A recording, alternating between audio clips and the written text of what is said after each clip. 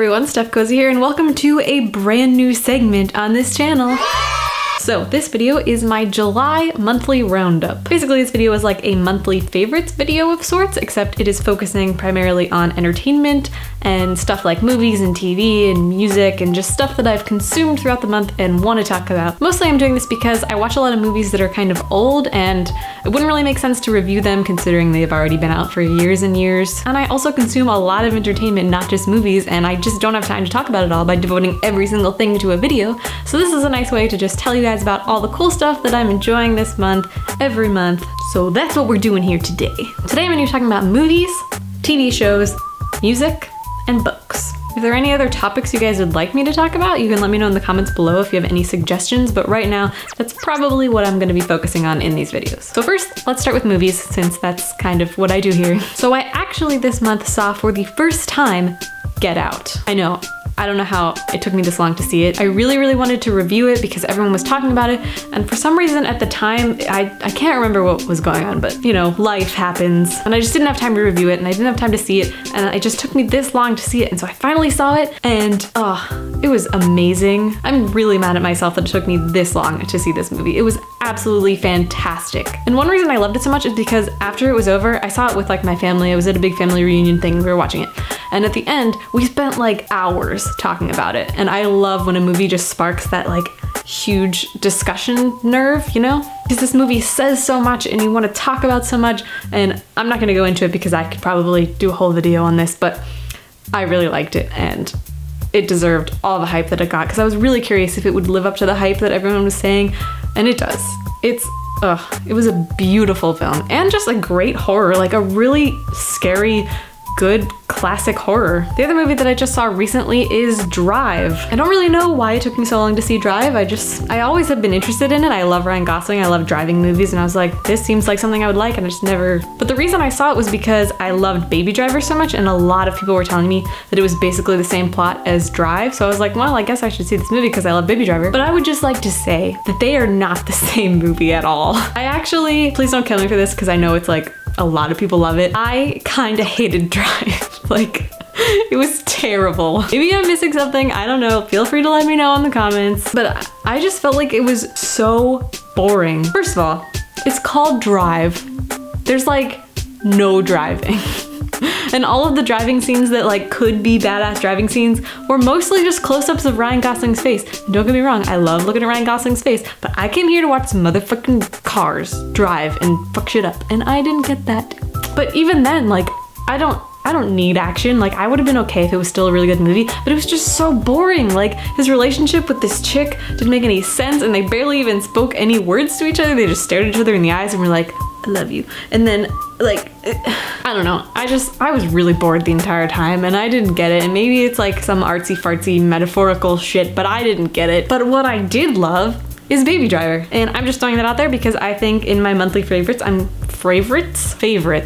going to tell you guys what my favorite movie is that I saw this month. Although I kind of think it came out in June. But because this is my first monthly roundup, I'm just including it because it was fucking awesome. And also has been my favorite movie so far this whole year, so I think it deserves a mention. All right, let's move on to TV shows. So I watch a lot of TV shows. I don't really review them because I'm really slow and I usually don't finish until like the hype is over with everything. Like, I'm just so slow. And I also have a habit of watching really old TV shows because everything current is either stupid or I just don't like physically have time to keep up with a monthly show. I would rather just binge watch something, which doesn't really make any sense, but I don't know, that's just how I function. So the first show that I've been watching is Gilmore Girls, which sounds really lame, and I don't really seem like the kind of person that would be like, oh my god, Gilmore Girls, yeah. But like, I actually really like it. I feel super basic, like just I'm sorry, I apologize. I'm just really into Gilmore Girls and I don't want to like fangirl about it too much, but I also don't really give a fuck because it's fucking great. I don't care if I look like a fruit, go watch Gilmore Girls, it's the best. Also, the new season of Orange is the New Black I watched and it was absolutely phenomenal. Actually one of my favorite seasons since like season 1. And I feel like it hasn't gotten a lot of hype because I don't know, people just haven't really cared about Orange is the New Black lately. Every season it's like a little bit less excitement, and I don't really know why, because I think it's a great show. I think it's always been a great show.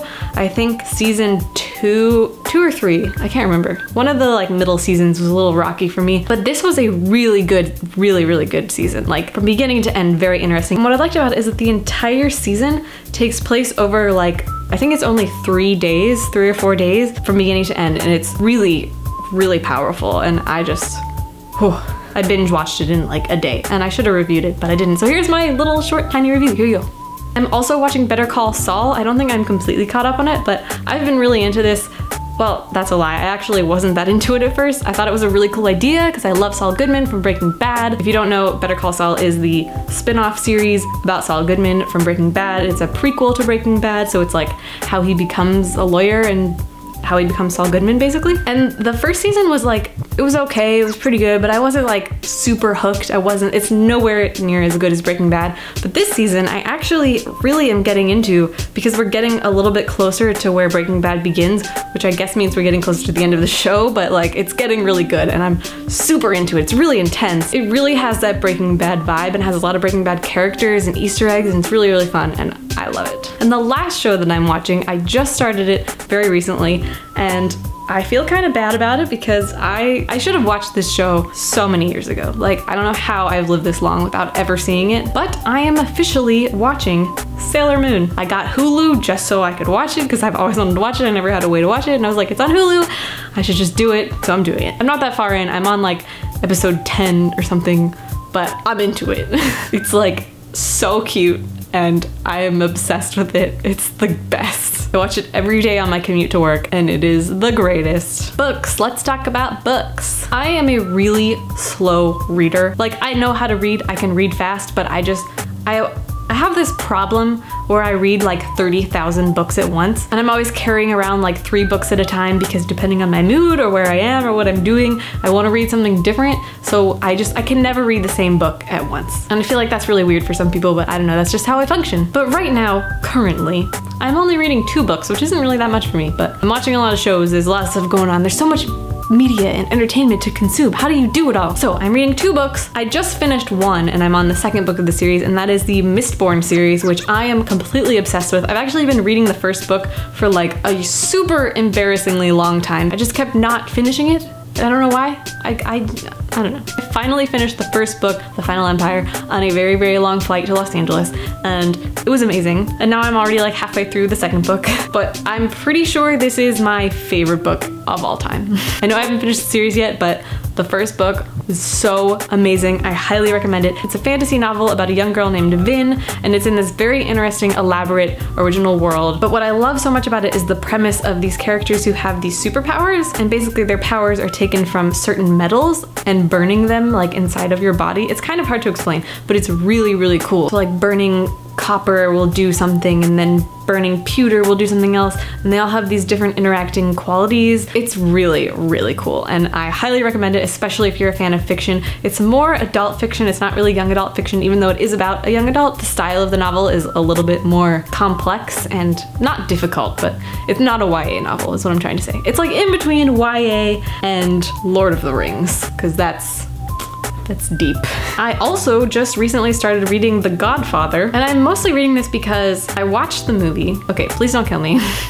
I've only ever seen Godfather once, and I didn't love it, but I know a lot of people appreciate the shit out of it, and I respect that, and I feel like I, as a person who loves cinema, should also like it more than I do. And I feel like I'm the kind of person who always loves to read the book that something is based on, and I haven't read the book that it's based on, so I feel like maybe if I read the book, I'll appreciate the film more, and then I can watch it again and I can get really into it. So I'm kind of hoping that's what happens, because I really do want to like The Godfather, because I know it's like this huge, classic, amazing film, and I'm just like, eh. So I'm giving it a shot. I'm trying my best. I'm gonna read it, and then I'm gonna watch it, and then I'll let you know what I think. Should I review The Godfather? Would that be weird? Let me know in the comments. And the last thing I'm gonna talk about is music. I don't really talk about music on this channel ever. I don't really know if that's something you guys are into. It's not really in the same realm as like movies and TV shows and books. It's kind of its own separate thing, but it's all things that I enjoy and things that most people enjoy, so why not? So I guess a good segue into this is to talk about a soundtrack. I have been listening to the Baby Driver soundtrack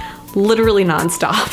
It's amazing. I love classic rock. I love everything about it. It's so good. And it's so long. It's like really long. I got it on vinyl and it's in 2 different discs. It's fucking awesome. But I listen to it constantly on loop. Probably annoying everyone around me, but I don't really care because it's amazing. I've also been listening to a lot of Dodie. If you don't know Dodie, she is a YouTuber from UK and she is absolutely lovely and amazing and I love her. But she just released a new single. It's called 6 out of 10 and she's coming out with a new EP called You. And if you're into like indie acoustic singer-songwriter style music, check her out because she's adorable and British and I love her so much. And the last thing I've been really into is a song by Nally, who you've probably never heard of, so let me tell you. So there is this band that is my favorite band of all time, and they're called Foxy Shazam. And if you don't know Foxy Shazam, you need to go listen to them right now because it'll change your life. It'll just blow your world. Just 2 years ago, they broke up and it ruined my life forever and I'm really sad and salty about it.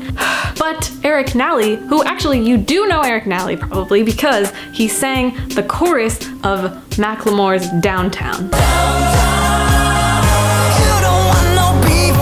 That's Nally. Hey, light bulbs. But he just released a single, the first original music from him in 2 years. It's not with the band, so I'm still kind of sad, but it's awesome. It's called Ruby. You should definitely listen to it. It's kind of Michael Jackson-ish sounding.